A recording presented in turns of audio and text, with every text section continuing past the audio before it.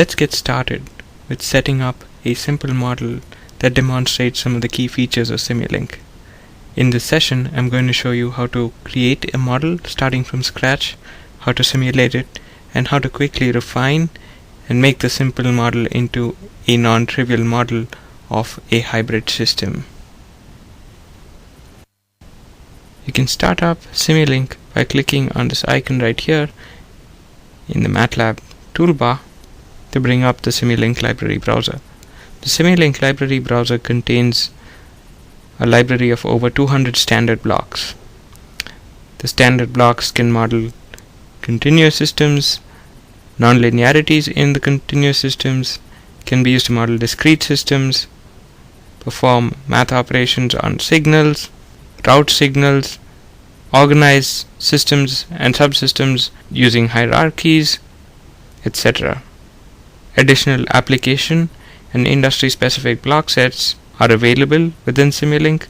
For example, the aerospace or the communications block set or the control system toolbox allows you to model aerospace or communication systems or control systems.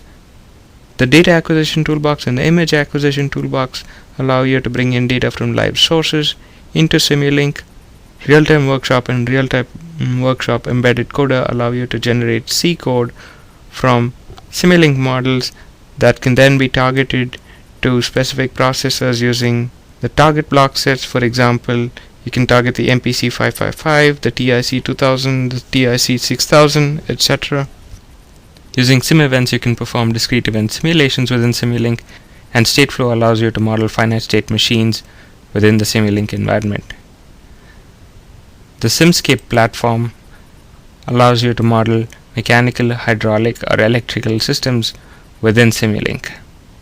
Additional verification and validation tools like Simulink verification and validation allow you to continuously verify and validate your design throughout the development process at the model, code, software, or hardware levels.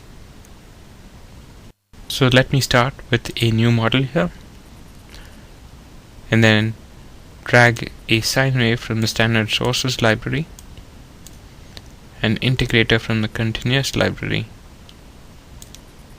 and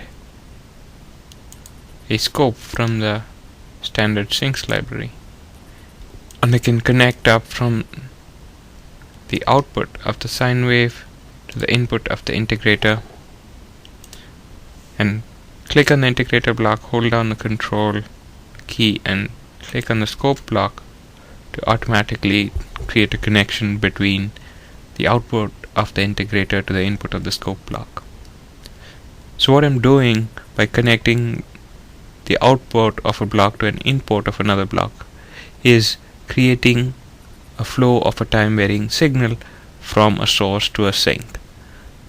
By connecting the outputs of one block to the input of another block, we form a mathematical relationship between the connected blocks. These lines that connect the blocks are what we call signals, and they are time varying quantities. While time is not explicitly shown in the Simulink model, Simulink integrates time into its models, meaning that everything in the model is exercised by Simulink's timing engine.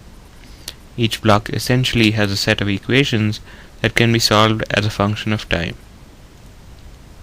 This distinguishes Simulink from C, for example, in that it is a high-level language providing a canvas to simulate the dynamics of a time-varying system without having to write mathematical solvers for the time-varying part. The blocks thus provide a set of equations as opposed to an operation that might be provided by a high-level programming language like C. So let me now save this model at this point.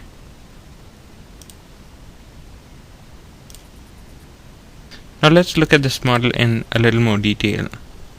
Connected up some blocks, but we don't really understand what the integrator is doing, and we're not sure what the parameters are. So let's double click on the integrator block.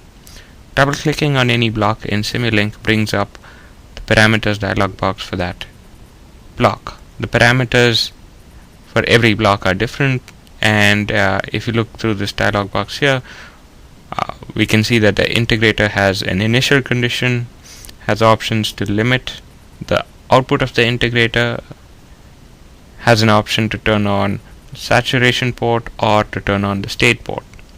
But let's see what all of this means for the integrator. Clicking on the help will bring up the help browser with more information about the parameters and this block. So here you can see the equation that the integrator block models,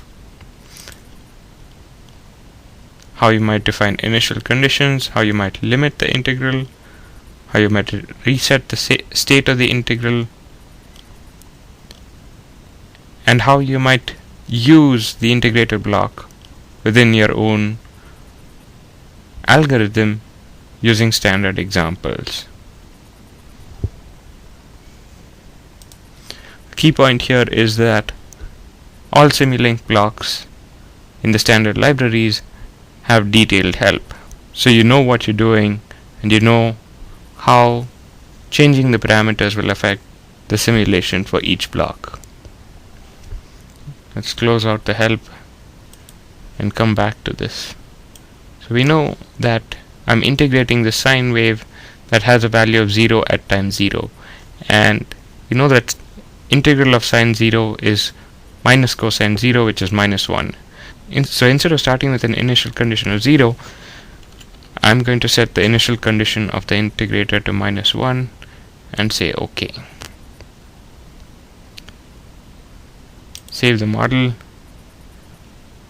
and I click this button to simulate it. Double click the scope to bring up the output of the scope. So you can see that the integral of the sine wave is a cosine wave as we expect.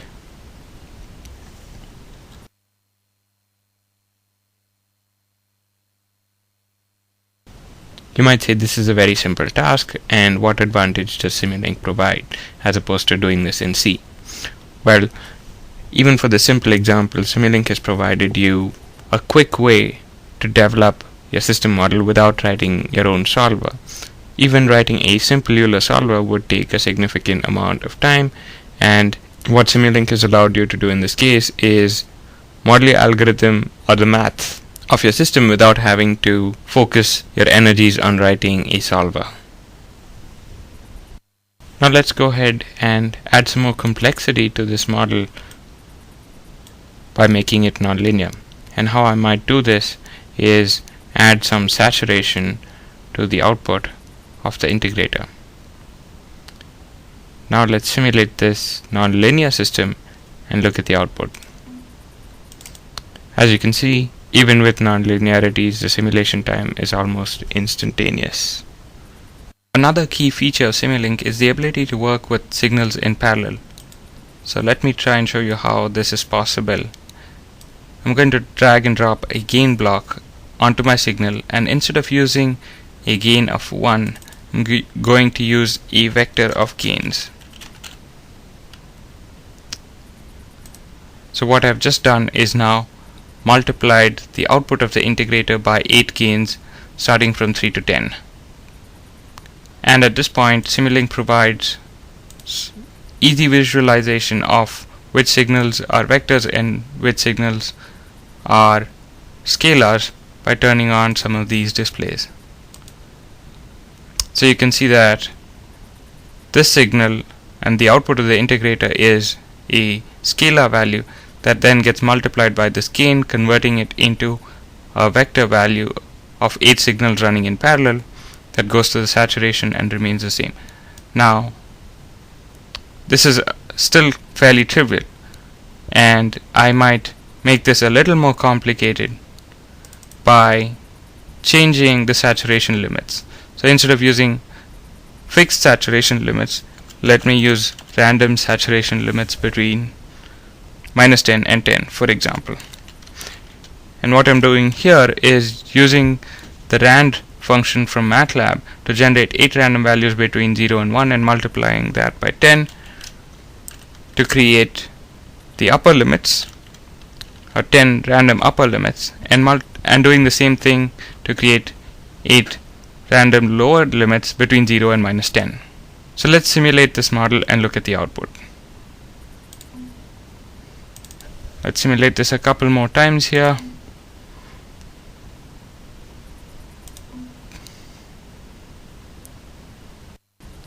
And if you zoom in to a portion of this, you will see that the signals are saturating at random values and at random points in time. And the Simulink solver is able to capture this accurately and precisely without having to take small time steps. This shows you the efficiency of the Simulink solver in it being able to capture the dynamics of the system without having to take small time steps. If you wrote your own solver, you might spend a lot of time either optimizing the solver, do this, or the solver itself might have to take very small time steps to capture the dynamics of the system precisely and accurately.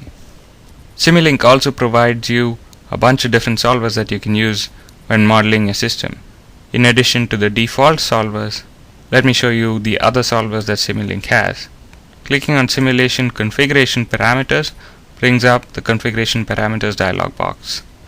Here you can set a start time and a stop time, for example, and you can pick between variable and fixed step solvers.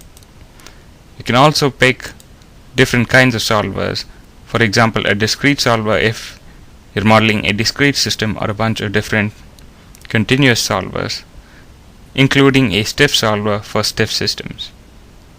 But I'm going to use the default solver with the default options and say OK here. Well, so far we've modeled a continuous time system. Let's try and modify the system so that now it is a hybrid system. A hybrid system contains both continuous and discrete states. So I'm going to drag in zero order holds into my model, and zero order holds are basically a way of sampling the signal.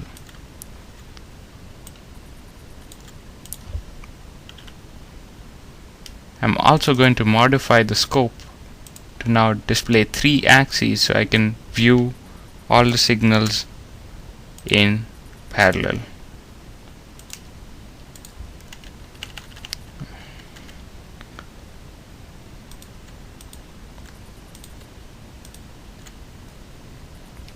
Expand the scope right here, save the model, and set the sample times. Double clicking on the first zero order hold brings in the parameter dialog box for this.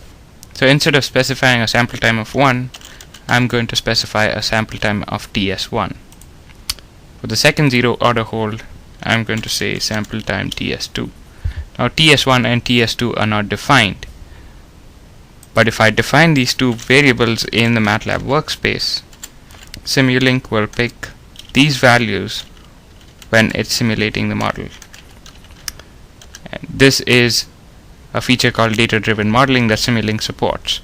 Data-driven modeling allows me to specify values in the MATLAB workspace to drive my Simulink model and parameterize the simulations. So by modifying these values in the MATLAB workspace, I can look at the output of the simulation for different conditions without having to change the model. So let's simulate this and take a look at the outputs now.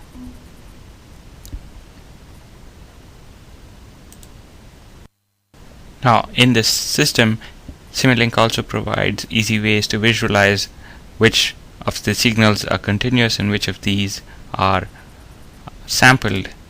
So I just turned on the sample time colors, and you can see the black lines in the black blocks represent the continuous parts of the system, the red lines represent the fastest sample signals, the green lines in the green blocks represent the next fastest sample signals, and so on and so forth.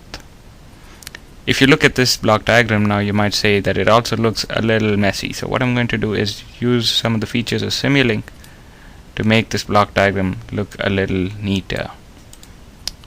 So I'm going to select these blocks and line them horizontally,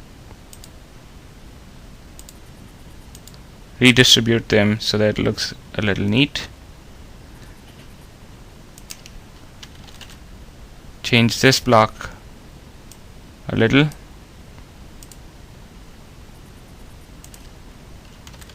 and move this block around so it looks a little. Well, so far we've seen how to implement an algorithm using Simulink block diagrams.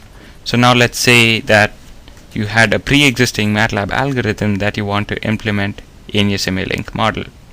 Let's see how this is possible. Embedded MATLAB is the subset of the MATLAB language that allows automatic implementation of existing MATLAB algorithms as C or HDL code for embedded applications. The embedded MATLAB function block allows you to simulate your embedded MATLAB algorithms in Simulink. By incorporating your existing MATLAB algorithm into the embedded MATLAB function block, you can automatically generate C or HDL code from your Simulink model that also contains your MATLAB algorithm. So now, say I have this MATLAB algorithm implemented in an M file. So this might be a MATLAB function that calculates the sampling error between two signals. And this is standard MATLAB syntax. This function now contains an additional directive, the EML directive, which tells the embedded MATLAB compiler to compile this function for use in your Simulink model. Now we want to incorporate this function within our Simulink model. What I'm going to do is, from the user-defined functions block, I'm going to bring in the embedded MATLAB function block into my model.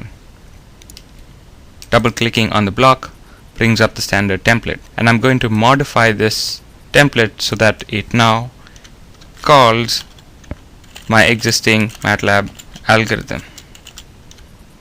We know this function takes in two parameters, u1 and u2, or two arguments, u1 and u2. So I'm going to change this function to also take in two arguments, u1 and u2. I'm going to save that and close it. You can see Simulink has automatically updated the block to take in two inputs. Let's say I compare the sampling error between the continuous signal and the slower sample signal. Also bring in a scope to visualize this over the course of the simulation.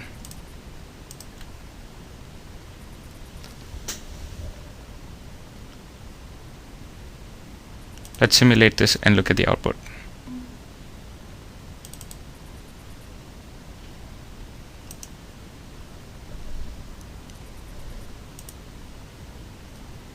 So there you can see that the embedded MATLAB function is invoking the pre-existing MATLAB algorithm and calculating the sampling error between the continuous signal and the slower sample signal at every time step, and the output is being displayed in the scope. So it was pretty easy there to incorporate existing MATLAB algorithms into my Simulink model using the embedded MATLAB function block.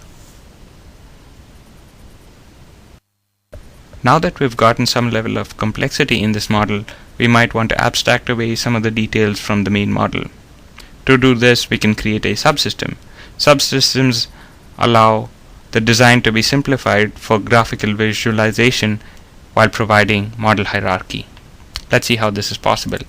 So say I want to create a subsystem out of this so that I can hide some of this detail and potentially reuse that.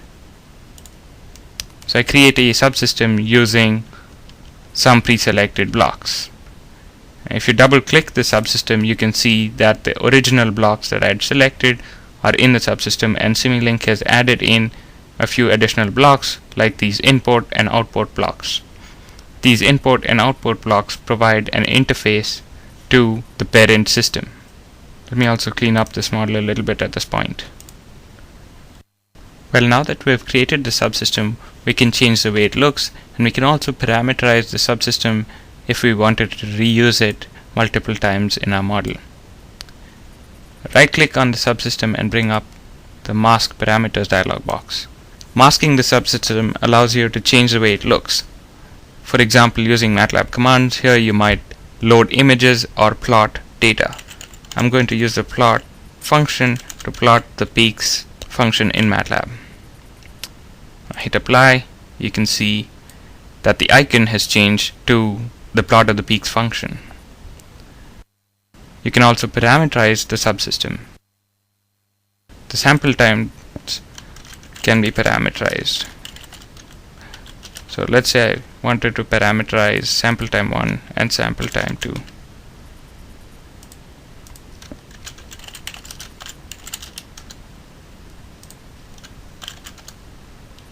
By parameterizing these two variables here, what I've done is created these variables in the local workspace. This is separate from the MATLAB workspace. So if I reuse the subsystem, when I bring up the parameters dialog box for the subsystem, I can set these sample times TS1 and TS2, and these sample times will be unique for each instance of the subsystem. I can also specify initialization commands that can be executed before the block is initialized. I can also add some documentation to the block. For example,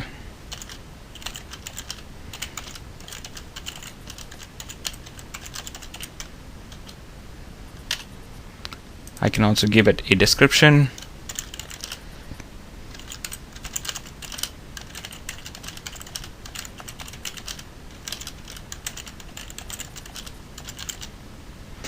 And I can also give it a help. And what I'm going to do here is link to a pre-existing HTML file.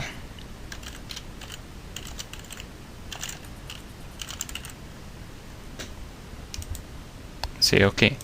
So if you double click on the subsystem now, instead of showing you the details of the subsystem, all you see is what we typed in the documentation tab and a custom dialog box with the parameterized values for sample time 1 and sample time 2. So let me say I'm going to use a different sample time from that in the MATLAB workspace.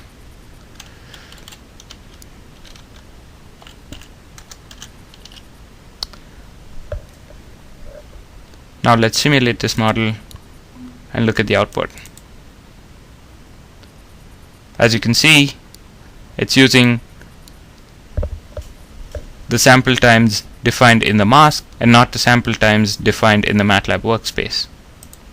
So if I change this again, also if I double click on this subsystem and click on help, this brings up the HTML file that I defined in the MATLAB help browser.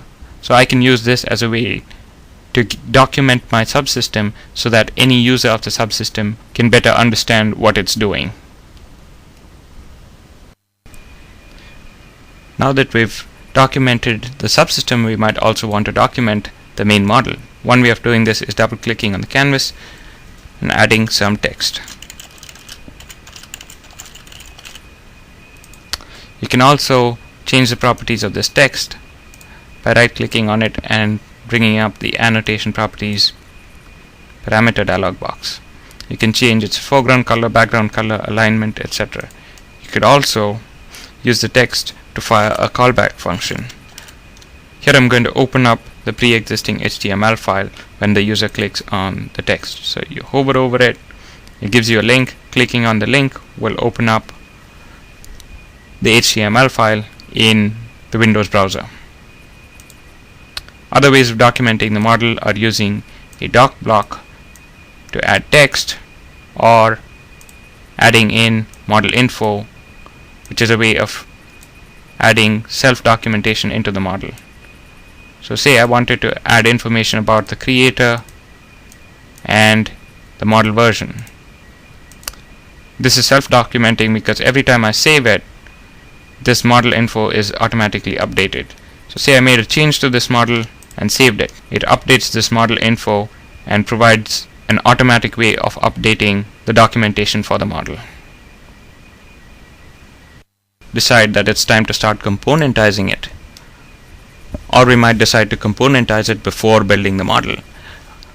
Componentizing allows different parts of the model to be worked on by different engineers, and for one to design and test each of those components independent from the main model. Let's say I want to convert this subsystem into a component. One way to do this is to copy over the algorithm into a new model. So I can connect it to my main model here.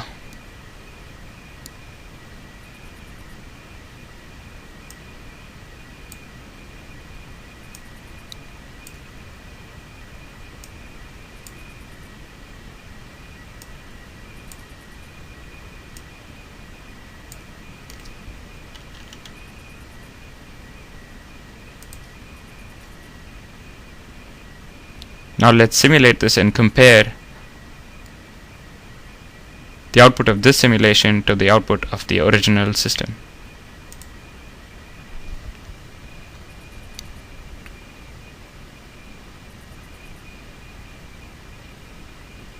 As you can see, it aligns from a continuous time to sample time, and let's this happened. If you double click on this model, you can see that there are no continuous parts in this model, and everything in this component can be run in discrete time. So what I'm going to do is force it to use a continuous sample time for the default import. I'm going to save this now, and I'm going to simulate this model. Let's look at the outputs, and this is exactly what the original system had as outputs.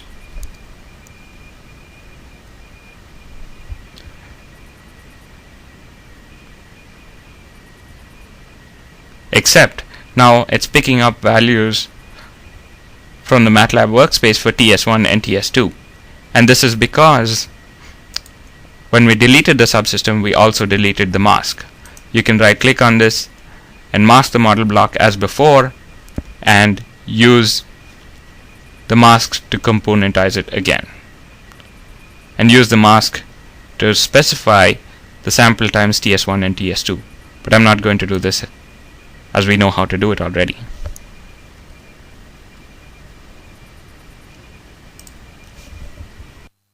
So far, while designing this model, we have not taken into account data types. So say, for example, the designer of this component knows that we're going to implement this component on a 16-bit fixed point processor. Since we can automatically generate code from this model, we might as well design the data types for this component in the Simulink model itself. And Simulink allows you to do this. So as a designer of this subsystem, I know that I want to implement this on a 16-bit processor. And so I'm going to have to fix both the input and the output interfaces to use 16-bit data types. Let's see how this is possible. I can double click on the input block and select the signal attributes tab. Previously we'd set the sample time, but we can also set the data type. So instead of Simulink inheriting the data type, let's specify the data type. So I'm saying specify the data type to be of type fixed point. But I'm also going to use Simulink's data type assistant to decide the fraction length for the best precision. So I know this signal has a minimum value of -10 and a maximum value of +10,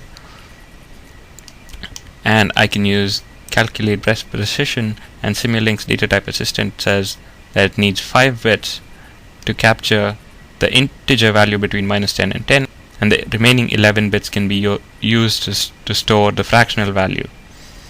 I can say OK. At this point, let me turn on the port data types. So as you can see, the input has been fixed to have a 16-bit fixed point value. But I also need to fix the outputs. One way to do this, of course, is to double click on each block and set the data types there. But what I'm going to do is set it using the Model Explorer. I'm going to click on this block to bring up the Model Explorer. The Model Explorer is a different view into all open Simulink models and the Simulink workspace. The left pane here shows the model hierarchy. The middle pane shows details of the model or selected block. And the right pane shows the parameter dialog box for the model or the block. So I can select this, and you can see it shows me the parameters dialog box on the right pane. So you can see here that the output data types for outputs 1, 2 and 3 are set to inherit auto, but I'm going to set it to fixed point data types based on my specification. Let me close the Model Explorer and look at this now. Let's try to run this component. As you can see, Simulink has thrown an error. It says data type mismatch. The input 1 expects a signal of fixed point 16-bit, whereas it's being driven by a signal of fixed point 32-bit. Let's look at the signals here. You can see that the input is a 16-bit fixed point number, whereas the output from the gain is being converted by Simulink to a 32-bit fixed point number to prevent overflows. At this point, I can force Simulink to keep the value data type of the signal the same instead of upgrading it automatically. Double click on this, select the signal attributes, and instead of inherit via internal rule, I'm going to select inherit via backpropagation and select apply. Now let me update this diagram, and you can see that all signals are now 16-bit fixed point, and we should be able to generate C code from this for implementation on a 16-bit processor. So let me save this model, simulate it to ensure that it runs fine, close it, and come back to the main model. Now let me try to run this main model. As you can see, Simulink is again warning you about a data type mismatch. So let's look at another way of fixing this.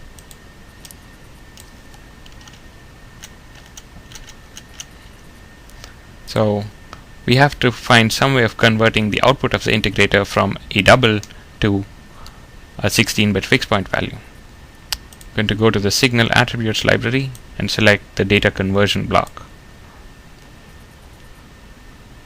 And I'm going to drop this block on my signal.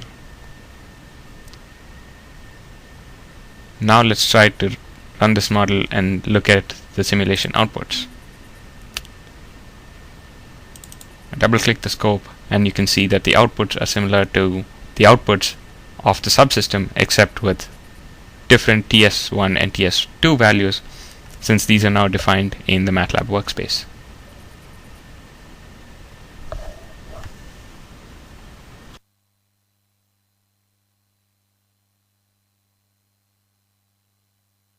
So through this example, we've seen how Simulink allows you to specify as little or as much as the data types, and how Simulink can catch some of the errors that might creep into the modeling process because different component engineers have specified the interfaces differently. Now, when working with large models, simulation performance can be important.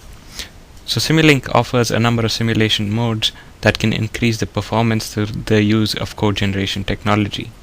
This increase in performance comes at a cost of reduced interactivity as well as additional startup time due to code generation. What do I mean here?